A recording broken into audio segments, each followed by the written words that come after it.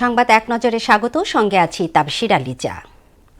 নির্বাচিত সরকারই দেশের সকল সমস্যার সমাধান করতে পারবে বলে মন্তব্য করেছেন বিএনপি চেয়ারম্যান তারেক রহমান। শুক্রবার সন্ধ্যায় রাজধানীর ভাসানটেকে ঢাকা ১৭ আসনে নির্বাচনে জনসভায় একথা বলেন তিনি।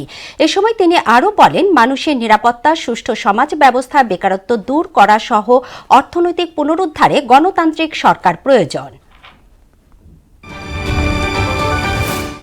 রাষ্ট্রের দায়িত্ব পেলে দেশে ন্যায় বিচার প্রতিষ্ঠা করা হবে বলে জানান বাংলাদেশ জামায়াতে ইসলামের আমির ডাক্তার শফিকুর রহমান।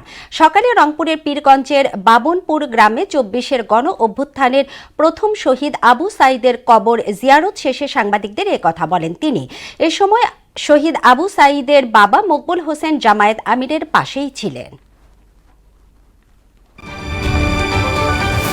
ইসরায়েল ইরানের উপর হামলার সুযোগ খুঁজছে বলে মন্তব্য করেছেন তুরস্কের পররাষ্ট্রমন্ত্রী হাকান ফিদান।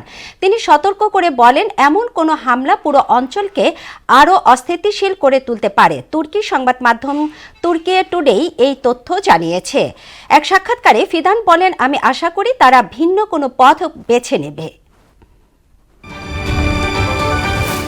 ইউক্রেন ও রাশিয়ার মধ্যকার যুদ্ধ বন্ধ করতে যুক্তরাষ্ট্রের প্রতিনিধিদের সঙ্গে বৈঠকে বসেছে দেশ দুটির প্রতিনিধিরা।